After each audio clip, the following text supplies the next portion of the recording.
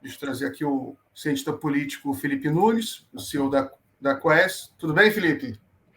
Ei, Miguel, tudo bem? Como é que vai o senhor? Tudo ótimo, tudo Tá bom, tranquilo. muito tempo que a gente não conversa, ué. Pois é, tá com saudades suas. Também tava. Tá tudo bem? Tudo ótimo. Então Felipe, tá bom. então, eu chamei aqui você para vamos ser bem objetivo, tem muita notícia para comentar, só que eu vou focar nessa pesquisa que você fez, né, para a gente organizar aqui a nossa live. Você publicou uma pesquisa hoje, a sua empresa, né, a Quest, uma pesquisa de aprovação do governo, logo de manhã, foi muito comentada, foi publicado em todos os jornais, foi capa de todos os jornais, e aí vamos comentar. Deixa eu colocar logo aqui a pesquisa Quest, feita dia 15 a 18 de junho, 2.029 entrevistas, margem de erro de 2,2 pontos. Vamos lá.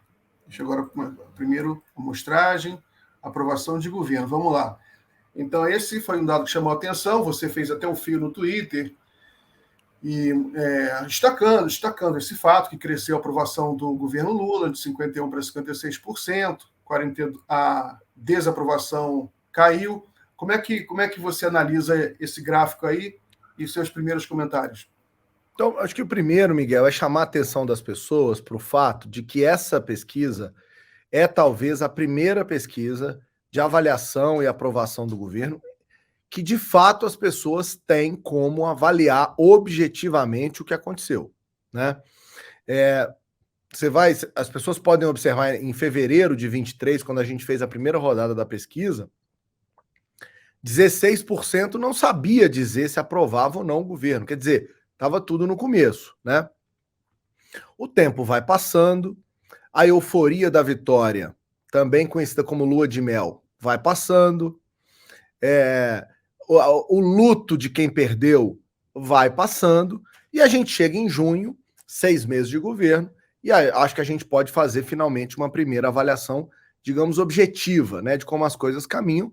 Esse aumento de 5 pontos, ele tem duas características importantes, esse aumento da aprovação. O primeiro, Miguel, é que ele aconteceu dentro do eleitorado que votou no Bolsonaro em 2022, então não é um crescimento de aprovação entre quem já votou no Lula, é uma aprovação fora, né, do cercadinho do Lula.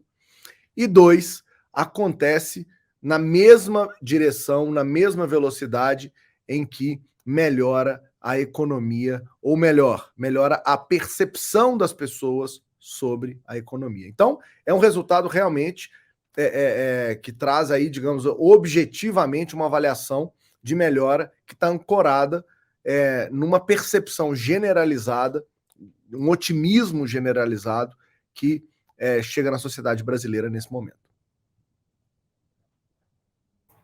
Você falou sobre a questão do ele ter crescido junto ao eleitorado do Bolsonaro. Olha aí. Procurando...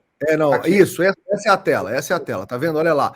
Entre quem votou no Lula em 2022, 90% aprova o governo, já era 88% em abril, né? Agora, quem votou no Bolsonaro, 14% aprovava em abril, agora são 22%. Quer dizer, aumentou significativamente num eleitorado que tá, digamos, era oposição ao governo do presidente Lula. Se você for mais duas telas aí, a gente vai ver aquilo que eu estava comentando. Mais uma, por favor, Miguel. Olha aí que interessante. Quem avalia que a economia melhorou, que é a primeira coluna aí, ó, saiu de 51% para 86% a aprovação. É um crescimento enorme. Em compensação, quem acha que a economia piorou, a aprovação sai de 59% para 22%. Ou seja, a avaliação econômica tem um peso importantíssimo sobre a maneira como as pessoas estão aprovando, avaliando, né, o desempenho do Lula à frente do governo federal nesse momento. Então, eu acho que é isso. A economia importou, a melhora da economia importou e ela importou para manter o eleitorado do Lula satisfeito, mas para começar a conquistar o eleitorado de fora. O que talvez falte a gente explicar para as pessoas é essa melhora essa melhora da aprovação dentro de quem disse que a economia teve um bom desempenho, ela só explica o crescimento, Miguel, porque num outro gráfico que a gente tem no relatório, a gente mostra que também cresceu o número de pessoas que diz que a economia melhorou. Então não é só a aprovação que cresceu nesse setor, cresceu também o número de pessoas que diz que a economia melhorou, ou seja, o ambiente é favorável. Então você tem mais gente falando que a economia melhorou, mais gente falando que a economia vai melhorar, então há um otimismo. As pessoas estão dizendo que o poder de compra delas vai aumentar, que o desemprego vai diminuir, que a inflação vai diminuir, ou seja, existe um conjunto de expectativas econômicas nesse momento. Acho que ponto, né, para o ministro Haddad, ponto para a condução do Lula do processo, que acaba ajudando nesse processo de melhora da aprovação. Exatamente, olha aí. Saiu de 23% para 32% quem diz que a economia melhorou nos últimos 12 meses. Em compensação, caiu de 34% para 26% quem diz que piorou. Aqui está a chave, né, o X da questão que fez aí mudar e ampliar essa imagem do governo Lula nesse momento. Um outro ponto, Felipe, que eu queria perguntar, eu sempre pergunto para você isso, questão da precisão da pesquisa. Essa pesquisa isso. Eu vi que tem um controle, que é o fato de pesquisar quem votou em Bolsonaro e quem votou em Lula. Esse isso. Controle ajuda a pesquisa a ter mais precisão? Olha, essa pesquisa tem dois elementos que são fundamentais. Para além de você ter uma amostragem usando as cotas de sexo, idade, escolaridade, que é o padrão, a gente incorpora mais duas variáveis que são fundamentais, que a gente obviamente aprendeu e testou o modelo na eleição e deu certo. Não é à toa que a Quest conseguiu, usando o modelo de likely vote, acertar o resultado da eleição, lá na frente. Mas o importante a gente usa raça como uma variável de controle e voto na última eleição como variável de controle. Para quê?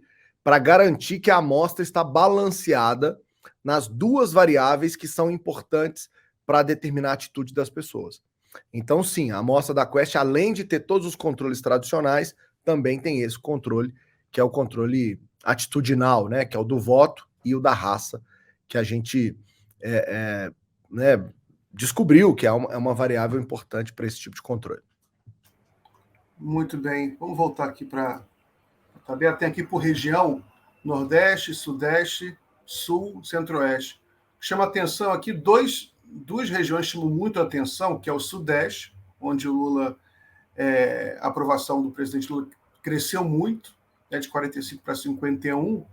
Qual é a margem de erro só de uma região dessa? É maior do que o total, né? É maior, A margem de erro nesse caso é a gente trabalha com 2, no geral, aqui a gente está trabalhando com 4 pontos. No caso do Sudeste, né? Cada região dessa, e aí é importante a gente poder educar as pessoas, né, em relação a isso. Vocês vão ver que essa área clarinha em volta das linhas, isso é exatamente a margem de erro. Né? Então, por exemplo, o Sul tem 5 pontos de margem de erro, o Nordeste tem 4 pontos de margem de erro, o Centro-Oeste, junto com o Norte, tem 7 pontos de margem de erro, e a região Sudeste tem 3 pontos de margem de erro. Tem uns dados aí que não está na pesquisa, mas deve estar aí na tabela de vocês, que é a divisão por renda em cada região dessa, né? E aí você tem outra tabela aqui que tem por renda, feminino, idade, educação, aqui renda. Você vê que o Lula voltou a crescer entre os mais pobres e uma diferença é que ele cresceu também 5 pontos entre essa faixa intermediária e cresceu também na última faixa, mais 5 salários.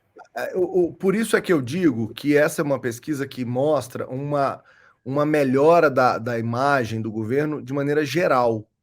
O que muda aqui, Miguel, é a intensidade. Ou seja, a renda baixa tem aprovação maior do que renda alta. Então você vai ver 64 contra 46. Que a renda mais baixa é maior do que a renda média e a renda média é maior do que a renda alta. Ou seja, mostra que tem um corte de renda sobre o governo.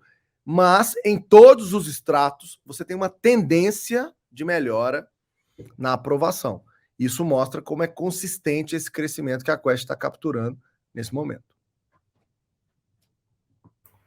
Eu vi também que você fez por raça, né?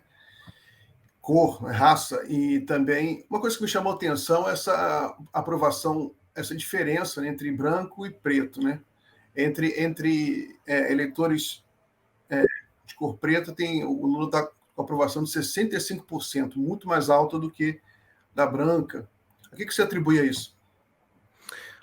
Miguel, a gente já tinha detectado em outro momento, né, durante a eleição, a força da variável raça como determinante de voto, né? O eleitorado branco votou majoritariamente no Bolsonaro, o eleitorado preto votou majoritariamente no Lula. E essa divisão de raça é uma divisão que apareceu nessa eleição de 22. É a primeira vez que a gente tem essa segmentação dessa maneira. E eu acho que é um traço que diz muito sobre uma questão que envolve uma certa identidade de grupo, envolve a própria crença sobre qual é a melhor política, né, para esse grupo. Então, é um certo envolvimento de uma politização maior desse grupo, que né, do ponto de vista de renda, mais pobre do que o resto dos outros segmentos, e que está vendo aí nesse governo uma chance de né, poder ter suas políticas públicas implementadas, né, ter melhoria de fato na sua qualidade de vida. Muito bem. E aqui também chamou a atenção de todo mundo hoje em dia, a dinâmica, o debate político hoje brasileiro está muito, a questão religiosa está presente hoje, e você viu também que houve um crescimento da aprovação do Lula entre evangélicos. A que você atribui isso? Não, é o que eu disse, Miguel. Mais do que encontrar uma razão para cada segmento, até porque nesse caso eu não diria que tem um crescimento significativo, né? Você tem uma oscilação positiva, não dá para afirmar categoricamente crescimento aqui, mas o que você está fazendo, esse exercício que você está fazendo, ele vai mostrando, ó, independentemente da raça, independentemente da renda, independentemente da religião, em todos os estratos, a gente está vendo uma tendência de melhora da aprovação. Em alguns casos mais consistentes, aqui no caso dos católicos, 5 pontos de aumento, né? No caso dos evangélicos é menor. Embora que nesse caso são 5 pontos também, né? 39 e 44. Mas eles estão em patamares diferentes. Católicos aprovam mais o governo do que os evangélicos. Mas tá vendo? Todos os grupos, todos eles, estão crescendo. O que realmente, para mim, é o destaque é esse crescimento que aconteceu no eleitor que votou no Bolsonaro. Acho que isso é o grande diferencial que essa pesquisa tem.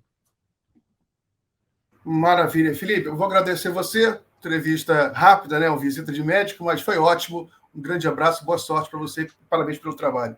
Vamos combinar mais vezes. É sempre um prazer estar aqui com você. Acompanho o trabalho, você sabe disso, e admiro muito o trabalho que você faz, inclusive com as pesquisas, né? De secar, de olhar com cuidado.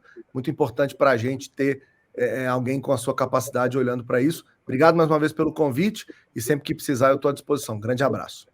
Maravilha, Felipe. Obrigado por ter vindo. Até a próxima.